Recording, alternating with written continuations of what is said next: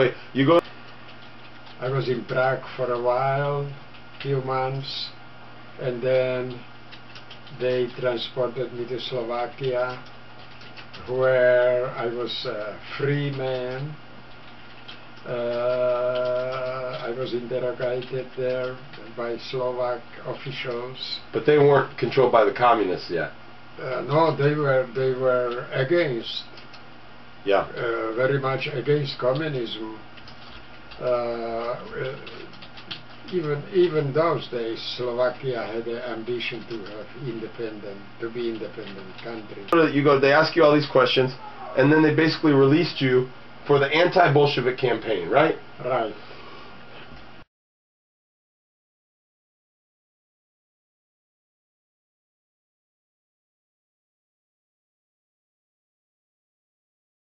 But still, some people believe us, others didn't. So that's what happened, you know, because war was still raging over Ukraine area and approaching Slovakia from the north, from Ukraine, and entering Slovakia. And when that happens, later on, when about half of Slovakia was already occupied by the Russian army, and what was left of the Czechoslovakian army, then they shut down our activity because we were in danger. We would be, because they were some so-called partisans, people probably sent by the communists, given weapons, who were against the Germans and against the Slovak government. And so they told us, that's it, you just do what you are free, we just cannot help you, it's getting risky. So I went home to my father from there, and it was springtime at that time. So I helped my father to plow some field and to seed some potatoes. And somebody, of course, reported me. There was somebody in the village, and then the new Czechoslovakian military police came up to the mountains where I was working with my father and arrested me, shackled my hands in the back and took me down to the village and then away. What was everyone's reaction? People didn't know what was happening, and they didn't know, and I didn't know what was going to happen to me at that time, because I stayed with the Czechoslovakian army unit, which was going through Slovakia first and then entering the Czech Republic, and I was taken by the new Czechoslovakian army which came from Russia. I was taken by them to Prague. They had orders to take me. We entered Prague, and they put us in a prison, of course.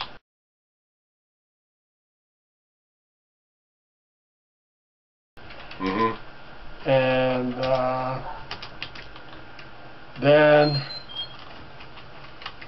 I was sentenced first to 10 years of prison And after about 5 months, when they found more about our travels, about our speaking to the people in Slovakia, they increased my sentence to 20 years of prison.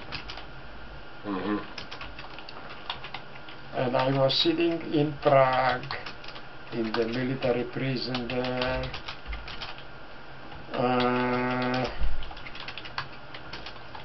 And then, after 5 years in the prison in Prague, they transferred. How was the treatment in that prison? Was it? It was pretty good.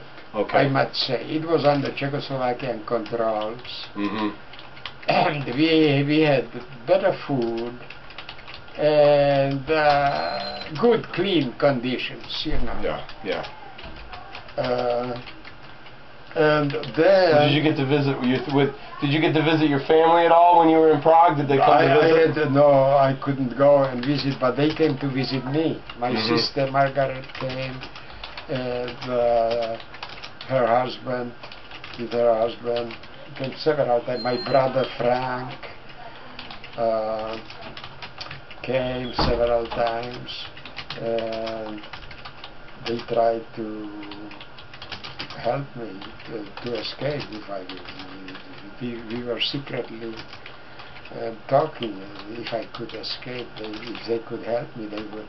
And he told my brother, told me, if he could help me, he would try.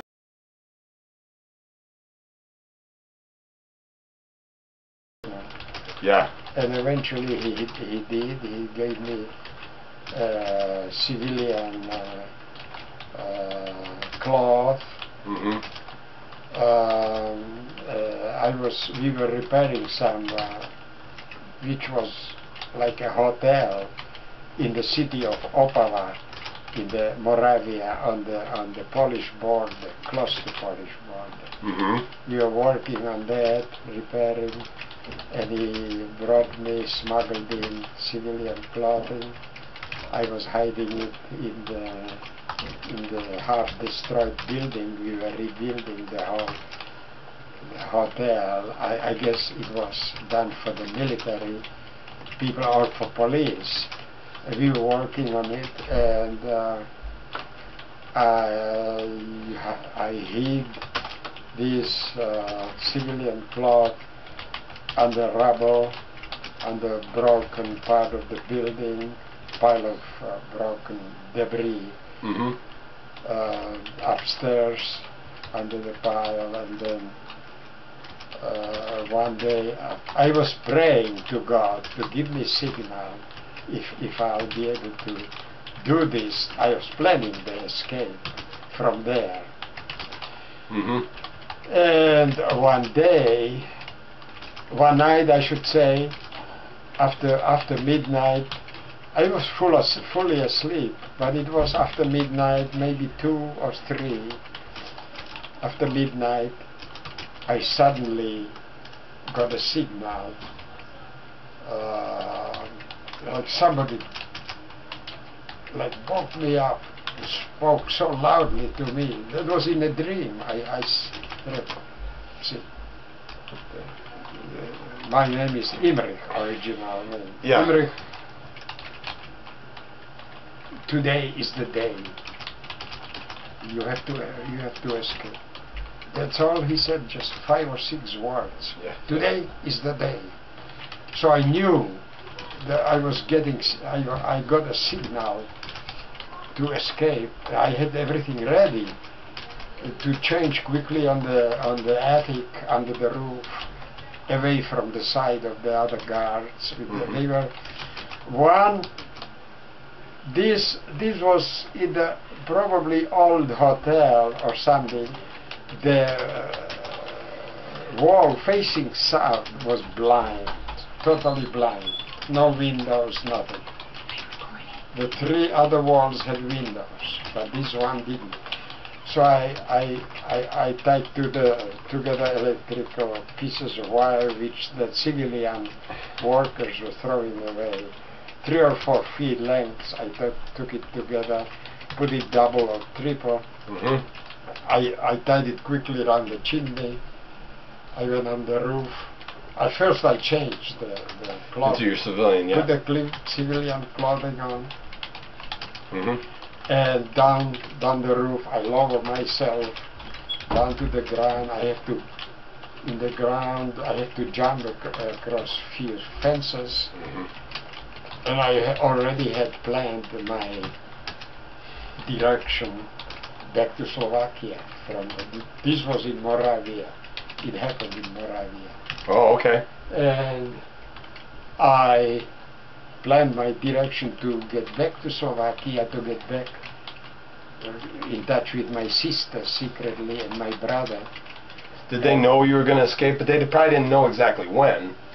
They didn't know, and I didn't. They didn't know I escaped until I came one night carefully to my sister's house, and she said, Jesus Maria, Jesus Maria, Ibrich, see that we thought that you were killed. Yeah. Because these guards, the military came here several times, looking for you, trying to, but we didn't know you were alive. Right. Because they were looking at me at where I was born, in the village of Zborov, but I never went there. Yeah. I totally never went there. I knew they would be looking for me there, more likely. So I came straight to city of Nitra, where my sister and my brother lived, and I contacted them secretly at night that I was alive, and they gave me food, and I was hiding in the cave up in the mountain above the city of Nitra in Slovakia. I was there about 2 weeks. In the evening, I came to secretly visit them, you know, and I talked with my brother and sister, especially my brother. I told him I planned how would I reach the British. And at the time, Austria, of course, has a border with Slovakia. So Austria was divided into 4 places. United States Army occupied one section, British Army occupied one. I think the French,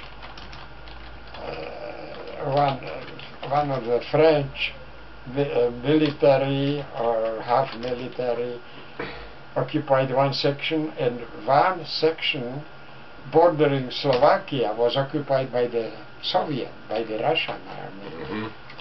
So I had to still cross the border between Slovakia and Austria and walk quite a distance, I don't know, maybe 100, 150 miles through Soviet occupied territory, maybe 200 miles to reach the British unit. Luckily, I done that without much trouble. I was just avoiding. Still, I stole few things when I came where foods and stuff, some bread or some to survive. Right. And of course, it was that time fall. There were ripe potatoes, grown-up potatoes. I could dig out a few and bake them in the forest. I think